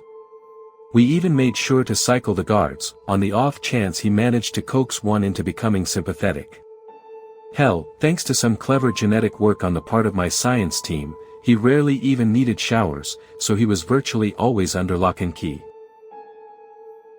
A few hours after the escape, I got a call from the IT department. They'd been going back through old footage of the man, trying to determine if there was some hint of what was to come. Something that might indicate exactly what had happened. They showed me footage of the man in his cell, and it looked like the same routine I'd seen 1,000 times before. He sat in the far corner with his head down, silently waiting for his next meal or bowel movement. There was the sound of a latch opening, followed by a woman's voice calling the man to supper, and then a covered plate of food slid across the floor. The man shifted, getting up to retrieve the plate, and when he did I saw it. A tapestry of red was written upon his flesh, detailed and intricate, markings covering his stomach that looked to have been carved by the edge of a fingernail. He quickly readjusted his shirt, taking care to tuck it back into his waistband. My jaw dropped in stunned silence. "Can you play back the footage with his shirt up?" I said quietly. "But take a still capture and zoom in." The IT technician nodded and did so. That's when it all came together. The markings in the man's flesh were his escape plan. His sketches. Each one an immaculate carving of the facility's guards. Each one a piece of the puzzle. One showed a guard unlocking the man's cell, then caving in her own skull with the heavy steel door. Another had a guard disabling the cameras and then swallowing drain cleaner. The last sketch was of the man I knew, the head of the nighttime guard detail. It pictured him shooting and killing 7 other security personnel and then turning his sidearm on himself. In the man's flesh though, she still had 2 arms. My mind turned, and I realized how the man had pulled it all off. It was in the time between experiments. It was during the walks we'd take to the Red Room. While he made his way along the corridors in chains, he'd catalog faces. features. He'd store them away in his memory, taking care to notice small details of their schedules. He'd grown up here, after all, spent years in the facility. He had plenty of time to grow familiar. So now I'm taking matters into my own hands. I'm raising the alarm to you, the public. The man with the red notepad is out there. He may be sketching you. You might not even see him doing it. Maybe he'll just say hello to you in passing. Maybe he'll just take a memory. But if you do catch somebody looking at you a little too carefully, or glancing your way before putting pen to paper, then it's time to run. And number X200B. X.X. Need a break? Too bad. These stories don't wait, and neither do we. Next one's worse, in the best way. Do you know what happens to a body after it falls off a building? By Beifel's Disciple. We can still be friends. So they drift. Everyone is drifting, because permanence is an illusion we've created to deal with the omnipresent knowledge that we only have 30,000 days on Earth if we're lucky. Those who don't drift together inevitably drift apart. One day, the person who shared your secret fetish is just someone that you used to know, but don't anymore. Breaking up means accepting this, every part of it, in a single instant. The dam broke, and she sobbed. The blonde hair fell over her face in the way that I had always thought was cute, and her tiny shoulders shook. That had always been my cue to hold her tight and kiss the base of her neck, but I let her shake all alone while I stared down at my interlocked fingers. I was hurting her, and it was cathartic. She stopped crying, and the silence was awkward. Then her pain wasn't cathartic anymore. Snippets of the words I'd wanted to say settled fuzzily on my brain like dew. Look, I didn't say it right. Just give me a second, I explained softly. Just give me a chance to say it better. She got up and walked to the door. I darted after her, and the words swirled inside my head. She always hated it when I yelled. Wait. I struggled to pull on my shoes. I hopped, fell, split my lip, and swore. I had climbed to the 19th floor from our, formerly, shared apartment on the 13th, and was staring at the slate-gray sky that Portland, Oregon thought was best suited to comfort me. My eyes burned. So many people want to know that, Sojourner. Why not concern yourself with the same question? I looked for a response, but found none. Did you know she's already fucked another man? What does the name, Trevor, mean to you? The nausea and my heart rate both doubled. But they're just names, Sojourner. You will never know those people. That's Dash. True, and you hate the fact that you knew it before I told you. His fake smile offset his forlorn inflection, and I gave up trying to understand. I pressed my palms against my eyes, and I tried to remember why my head would be exploding in pain after a soft touch. What makes you think dying is necessary to visit hell? He shot back with the cigarette bouncing between his lips. I had no answer. What do you think heaven and hell are, really? Agni pressed. Images of every shitty thing about my life rushed into my head.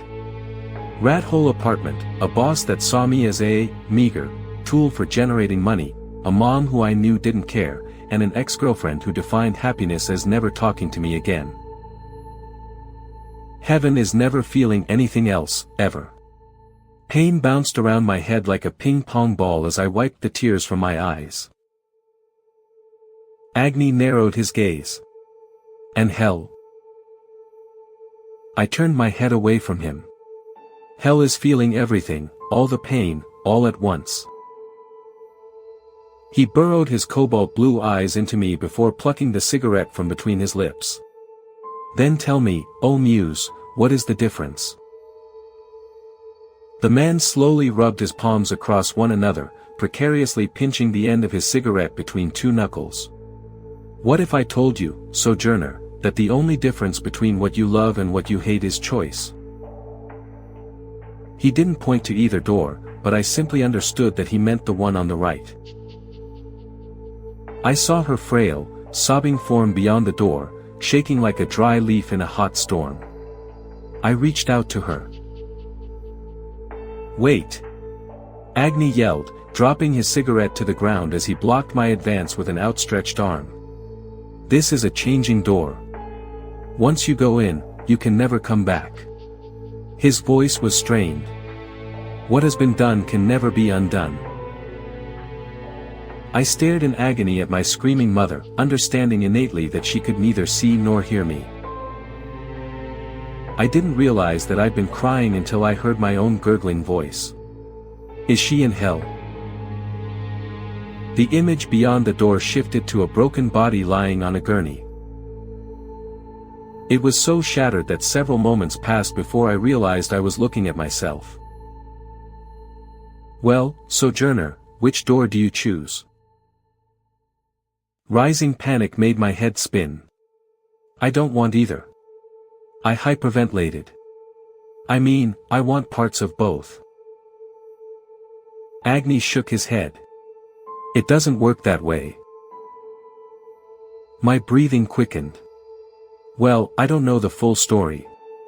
How can I make a decision without understanding all the facts? He smiled. It does work that way. I stared at Agni. His image was blurred by my tears. I stared longingly at the door on the right as I walked through the one on my left.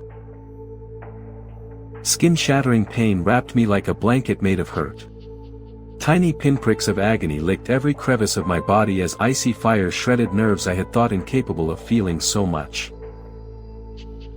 I gasped. Mom screamed. She lunged at me. I cried after wondering if I'd ever be whole again, and stopped crying when I considered that I'd never been whole in the first place. She wiped her eye. I lied, she heaved with a trembling breath. He never knew about you. My arms were too broken to wipe my eyes. Did you hear a voice offering you two choices?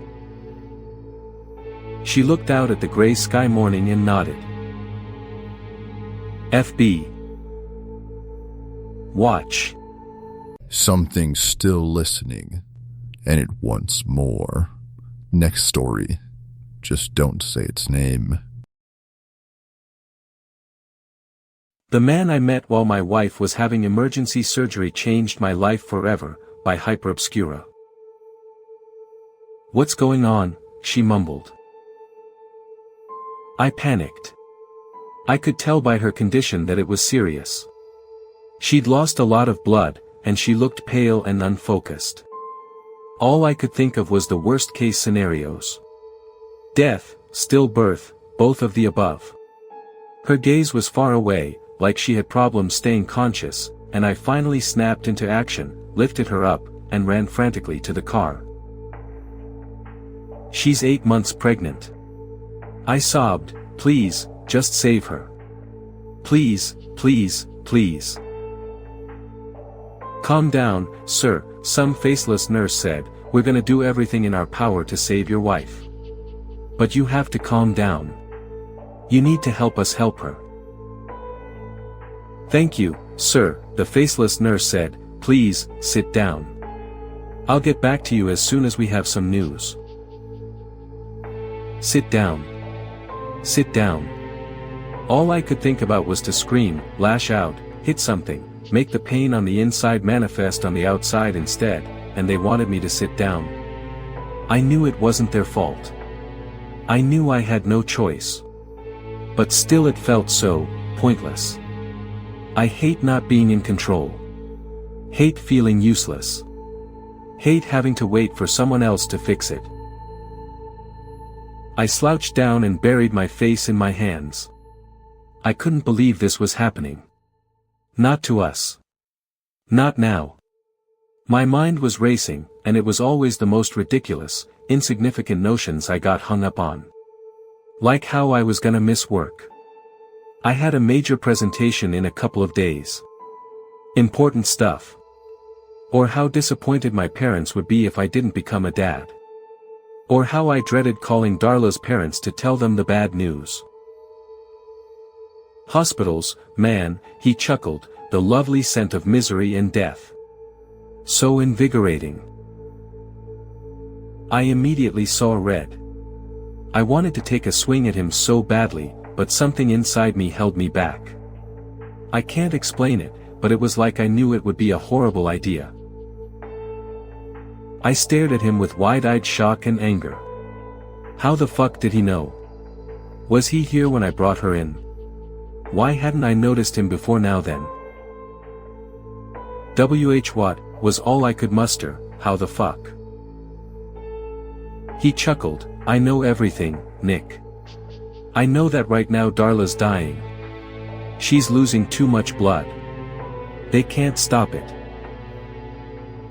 I give her 5 minutes, he grinned, then the doctors will come through that door, and your life will never be whole again. I tore at my hair in despair. His words slithered into my mind, lingering, echoing in there, their hollow, somber meaning burrowing into my consciousness, imprinting on it a hopeless, dreary, unforgiving existence. He smiled and stood up from his seat. He was tall and slim, but at the same time he appeared unnaturally imposing, like he was emanating pure unfiltered strength. It felt like I was cowering beneath him, like I was nothing but an insignificant and he could stomp out of existence should he so will it.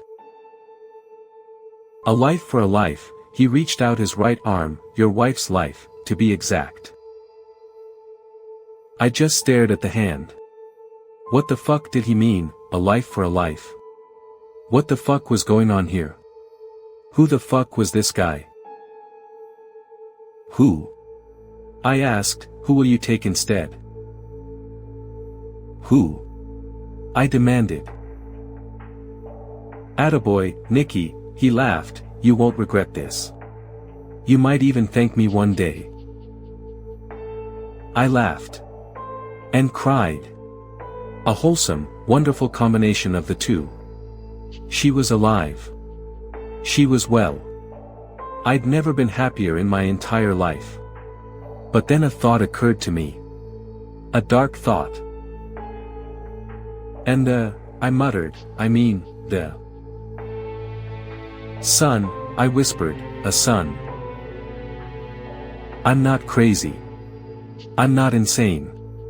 This is real. I told you to remember that. They were fine. Fine and happy and healthy. The two of them. Mother and son. But I couldn't enjoy it. Couldn't believe it. My wife didn't understand. Why wasn't I happy? Why was I acting so strange? Pregnant with twins. Sleeping yet? Didn't think so. Next story's up. And yeah, it's worse. You're welcome. Every night, without fail, I hear a woman crying in our backyard. The first time it happened, my wife woke me up. Harry, do you hear that? She asked, in a terrified whisper. Those are 4 words you don't want to hear in the middle of the night. Images of a home invasion raced through my mind, shots fired, our children and my pregnant wife dead in their beds. But when I strained to listen, all I heard was the sound of someone crying. Man or woman, child or adult, I couldn't be sure. Is there someone out there? Emily called from the bed. I don't know. Despite the sound, when I squinted into the gray shadows, I couldn't see anyone. I'm going to check, I said, heading for the door. No. Stay here, we'll call the police. Some people use recordings of babies crying to lure people out. I laughed. Where'd you hear that? Forensic files. I swung the door open. First of all, it's not a baby. Second of all, I won't actually go outside. I'll just take a look. I can't see Jack from the window. The crying, however, continued. Now it sounded like it was coming from the forest surrounding our backyard. Just past the tree line. And to me, it sounded like a woman's cries, too restrained to be a child's. From experience with my kids, I know crying usually proceeds to full-out bawling in 10 seconds, and too soft and high-pitched to be a man's. Hello? I yelled. Anyone out there? A beat of silence. Emily yanked me back. No. You are not going out there. She pulled the door shut and locked it. You could get killed. But I heard her crying. Look it up online, he said, with a smile. I've been fooled by it too. They sound just like a woman screaming her lungs out. It's insane. By the time we climbed back in bed, the gray light of dawn was spreading over the horizon. When I couldn't sleep, I took the officer's advice and looked up fox sounds. Apparently, they do make a sound that sounds pretty similar to a woman screaming. But the next night, it happened again. They also warned me not to call them over the crying again, unless things got worse. We invested in a heavy-duty white noise machine. Bought fans, too, for good measure. Turned everything up to full blast and, for about a week, we all slept like babies. Thankfully, the kids' rooms didn't face the backyard, so they never heard a thing. Then the night of August 24th happened. The night started out well. Emily and I got the kids to sleep early, and we cuddled in bed for a long time, longer than we had in weeks. Our little Ellie, I said, skimming my hand across her belly. Despite her being 5 months pregnant, there was barely a bump there. Are you sure you're eating enough? I'm fine, she replied, pulling my hand into hers and giving it a squeeze. I just don't want to gain so much weight, like I did the last 2 times. You know, I think you're beautiful at any weight, right? I asked. You don't need to do this for me. I love you, too. We fell asleep in each other's arms. It was louder. Much louder. So loud I could hear it over the white noise. As I tossed and turned my way out of a deep sleep, and pulled myself out of bed, I realized why. It was coming from our closet. I immediately shut off the white noise and got out of bed. Who's there? I yelled, my hand firmly on my phone. Ready to dial 911. No response. Just more halting sobs, shuddering breaths, soft sniffles. What's going on? Emily asked, sleepily. I turned my phone's flashlight on. The light twinkled in the darkness, bouncing off the metal doorknob. Emily, call the police, I said, advancing towards the door. A terrified woman looked up at me. It was Emily. Her eyes were red and swollen. Her face was wet with a never-ending stream of tears. But it was, without a doubt, my wife. She sobbed, over and over, as she stared up at me. As if she weren't quite registering who I was. She was visibly pregnant. That last one tasted like fear and poor decisions. Let's see what the next bite stirs. Hope you're hungry. This is the police. I just about shit my pants, you know. I had a joint all rolled up in my backpack, on the stool right next to me. But I thought / there's no way they're coming to get me for a joint. That would be nuts, /. Open the door. Mom was up in the shower, and Dad had already left for work. They kept on banging away at the door. I was scared as hell, but I didn't see that I had much choice. I got up and peeked through the side window there by the door, and sure enough, it was the cops. 4 of them. 4 cops, banging away at the door. I took a deep breath and opened it. This threw the big guy for a loop. He turned and looked at his buddies. Then a lady cop spoke up. She looked nice. Not nice enough for me to trust her, but nice. I don't know what they did to you, Calvin, but you're safe now, she said. Come with me, your parents are waiting at the station. I heard one of the guys in the back mutter. Jesus, he said. He thinks they're his parents. Lady cop took me gently by the arm and walked me down the steps and to one of the cop cars. I turned my head and saw the rest of them go in the house. Am I in trouble? I asked. You're safe now, Calvin, she said. I wondered who the hell Calvin was and why the hell they kept calling me that. Why the hell they were arresting Mom. // We got to the station, and there standing by the front door were 2 people, a man and a woman. They were crying. I'd never seen them before in my life. The lady cop opened up my door and said, "It's all right. You can go to them." I stood up, but I didn't go to them. They came running over to me, and both of them wrapped me in this wicked bear hug. Calvin, they kept saying over and over again, sobbing. I guess they thought I was this Calvin character too. But I wasn't. I was Nick. They pulled away and looked at me in a sort of shock. "It's Mom," said the man, "and Dad." He gave the cop a questioning look. "Oh, yeah," I said. "Cool. Well, I better be getting inside now, right, officer?" We were in that room for hours. It was hell. I cried, I puked, I pulled a clump of my hair out. They asked if my parents, Mr. and Mrs. Brown, they called them, ever hurt me. They asked if I remembered anything about the day of the kidnapping. On and on. They were convinced that I was this kid, Calvin Dunlop. But I wasn't.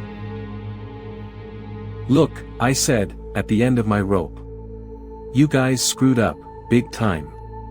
Can I just go home now? Or school? Or anywhere but here?" Mustache sighed. "Those are your real parents, Calvin. Look, hold on." He turned to the mirror. I knew, again from the cop shows, that it was a trick mirror. "Jerry, bring my laptop in here, yeah." A few minutes later, this Jerry guy came in with the laptop and set it in front of Mustache. Mustache screwed around for a bit, then flipped the computer around so I could see it. "Take a look," he said. "Scroll through those pictures." // I'll tell you what they told me. 10 years ago, when I was 5 years old, Lois and Andrew Brown kidnapped me. Nobody knows why or how. They moved us all from Florida to a little town in Maine. They had birth certificates and all that shit, a social security card. The thing is, I don't remember it that way. I hardly remember anything from when I was that age, but I definitely don't remember Mr. and Mrs. Dunlop. I remember my parents, Lois and Andrew Brown. Vague globs of memory, sure, but I do remember them. I do remember that we lived in Florida and then moved to Maine. And it's more than memories. It's a feeling. I'm living with them now, Mr. and Mrs. Dunlop, back in Florida. I begged them, somebody, anybody, to let me stay in Maine, where my friends are. Hell, I'm almost done with high school, and now I have to haul off and start over again. I haven't seen the Browns. The people that I still feel are my real parents, since that morning this all started. Another thing that's really messing with my head is that there's no media coverage of this. Not in Maine, not in Florida, not anywhere. I mean, I'm not trying to come off as important here, but you'd think you'd hear something about this, right? It's a crazy fucking story, right? I asked the Dunlops about this, and they said they went through a media circus when I went missing, and didn't want to go through one again. So maybe it's not weird after all, maybe I've seen too many movies where the story always gets out to the press, but it sure seems like I should have seen something. Like, what about my friends back in Maine? Wouldn't they be talking about this? Speaking of my friends, I haven't been able to talk to them since this horror show kicked into gear. They all unfriended me, and they're not answering texts. Corey's the only one I ever heard back from, after sending him like 1,000 texts. He wrote back, "I'm not supposed to talk to you, Calvin, and after what you did, I don't want to talk to you, Calvin." / Anyway, let's lighten the mood with something fun, and... Nah, just kidding. It gets worse. Hit it. Another year already. It seems like only yesterday I watched your mom dropping you off for high school. It's been such a pleasure watching you grow up. Love, X. Personally, I always thought, or at least hoped, they were coming from Dad. He left my mother while she was still pregnant with me. Mom thinks that's proof that he doesn't care and wouldn't bother. I think it's proof that he knows I exist. The fact that Amina never gets a card seems to support the idea. Ranja and I had been together for almost 8 months before we celebrated my first birthday together. That's the first time I saw the other side of him. I guess I never realized how closely linked passion and jealousy are before he opened my mysterious card. His brows knotted together while he read, his pressed lips began to tremble, and all the color drained from his face. Ranja didn't answer. He threw the card down on the table and walked to the other side of the room, breathing heavily. I picked it up and read.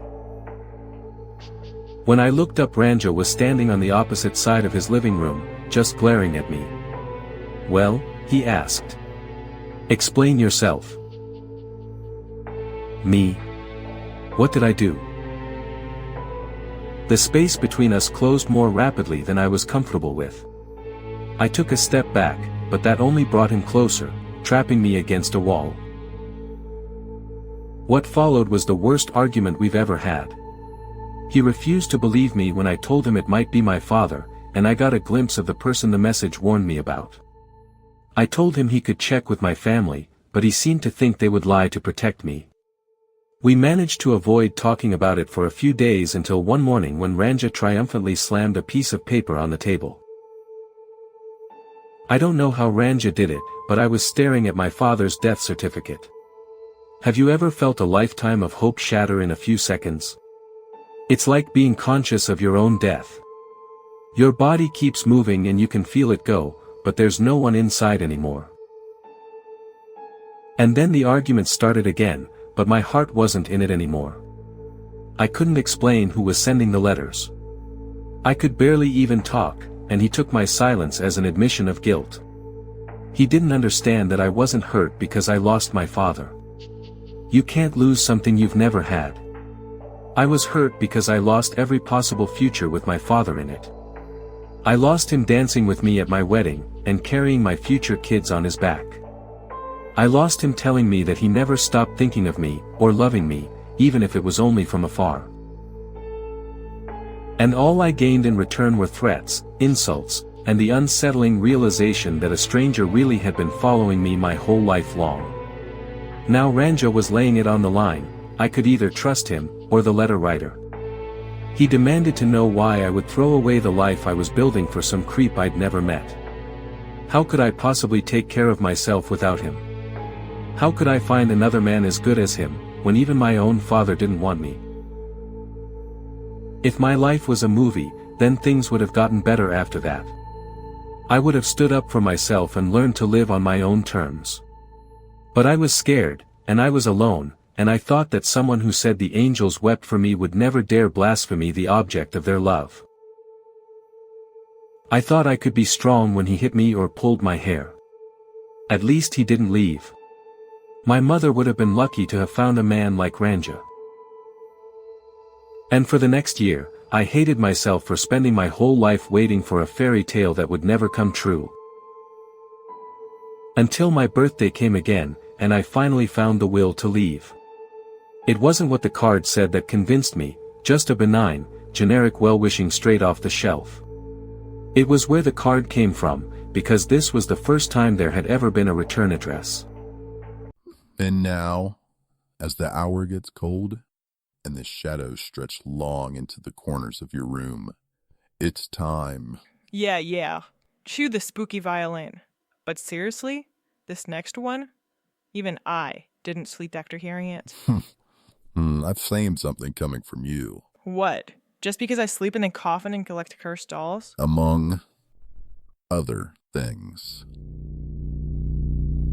This is the final descent for the night. One last story, dragged up from the depths of the disturbed and deranged. Go ahead. Turn off the lights. We dare you. This is Horror Slop.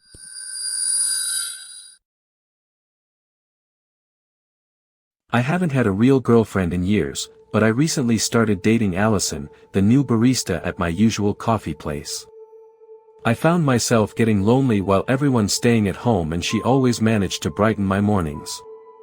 She memorized my order within just a few days and seemed genuinely interested in me. Eventually I did feel like she was flirting with me, but I wasn't going to make the first move. Chatting customers up is part of her job, and I didn't want to make her uncomfortable. Allison seemed a little too paranoid about keeping her mask on. Maybe she had something to hide. Again, I completely understand, but it struck me as odd that she'd always have her mask on, even when we'd just be exchanging selfies from our respective houses. I rationalized that one away, too, because masked selfies are kind of the cute thing these days. Like a new Snapchat filter. The whole situation made me feel uneasy. We hadn't even kissed. But I liked her a lot, so I figured she was worth it. It seemed like she was starting to let her guard down a couple weeks ago when she started talking about maybe inviting me to her house. I decided not to push her, not wanting to freak her out by being too eager. Instead, I took some initiative and upped my quarantine game. After 2 weeks had passed, I asked her yesterday if she'd be willing to meet up at one of our places. Anxious, I left my house way too early and had to slow my pace just so I wouldn't show up there too early. I knocked on her door and she appeared at the doorway, masked, of course, and let me in. I followed her down the hall past her roommate's room, then into her room. She sat cross-legged on her bed before inviting me to sit beside her by patting the duvet. Thankfully, she didn't. We actually had a phenomenal time. We talked for at least an hour, chuckling over stupid jokes and the occasional thump and moan coming from the next room, barely concealed by the thin walls of her apartment. Allison coyly remarked that her roommate certainly hadn't let quarantine slow her love life down, and I laughed even more. Everything was going so well, it seemed like the right time to ask if we could unmask at last. She tensed up almost immediately. I could tell she was nervous, so I rushed to soothe her. No pressure, babe, we don't have to, but I promise I haven't left my house in 2 weeks, we've been so safe this whole time. No, I know, you even got your coffee delivered instead of coming in to see me, Allison admitted. She giggled a bit, her shoulders relaxing. You first, though. I leaned forward to take her forearms in a gentle grasp, guiding her hands away from her face, then holding them in mine. You're even more beautiful than I thought. I was being honest, Allison was the most beautiful girl I'd ever seen. I'd known she was beautiful before, but I struggled to explain the absolute perfection of her face when observed all together. Her lips were full and pink, her skin was like polished porcelain, her smile was absolutely flawless, framed by a pair of adorable dimples. In that moment, I couldn't imagine what she could have possibly been so worried about. My anxiety had only continued to escalate, so, too, had the rate of my sweating. Even though Allison hadn't mentioned anything, I was sure I must have smelled like shit. I'm not proud of this, but I started rifling through her bathroom for anything I could use to make myself more appealing before I got even closer to her. I was surprised by just how bare the drawers under her sink were. Most girls I know have an endless supply of beauty products. I struggled to find anything, though, until I kneeled down to open the bottom cabinet. It was full of stuff, but nothing like what I was expecting. There was a collection of random objects, watches, hats, masks, even a wallet, and they all looked like men's things. The one thing that really caught my eye, though, was a silver watch right at the front. The last time I FaceTimed with Alex, he showed off the exact same one. Nervously, I picked it up, turning it over in my hands to reveal the one thing I didn't want to see, Alex's name, engraved on the bottom. Seriously, please, it's not what you think, please just come back please. I'm sorry, I don't know what you saw, but I swear there's an explanation, I just need to see you face to face. I left them all unanswered, turning my phone on silent so the constant ding wouldn't drive me mad.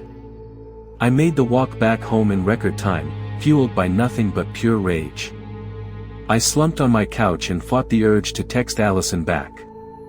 Instead, I left my phone face down on the coffee table and laid down. Early this morning, I startled awake, unsure of how I even fell asleep when I was so upset. Hesitantly, I flipped my phone over and was greeted by the expected million unopened texts from Allison. Nothing from Alex, of course. One notification stuck out to me, though, a Snapchat from Allison. We rarely talked on that app and I couldn't fight the curiosity anymore. Confused, I glanced back up at her face. She'd brought her free hand up alongside her jaw, thumb wriggling against the crevice under her ear. She dug her thumb deep into her flesh, so viciously that just watching it freaked me out. That perfect smile grew across her perfect face as hooked her thumb deep into the back of her jaw, and the side of her face released. I threw my phone down, still confused but more than that absolutely fucking terrified. I didn't want to see the rest, and I didn't have to. By the time I gathered the courage to look again, it was over. Allison hadn't tried to contact me since. She still hasn't, and I'll count myself lucky if I never see her again. I called the police right away. They laughed me off at first, but their interest peaked once I mentioned some of the things I'd found in the apartment. Apparently, a lot of guys have gone missing in the area recently, so they decided to stop by her place just in case. When they got there, Allison was gone. They didn't find her, but they found the stash of trophies she'd left behind in that cabinet, all taken from those missing guys. Worst of all, they found Alex's body. He'd been brutalized over the course of a couple weeks, but he'd only been killed last night. I'm devastated, to say the least. Not only did I lose my best friend, but I could have saved him. I should have raised the alarm when I hadn't heard from him for a while, but I haven't really been seeing anyone these days.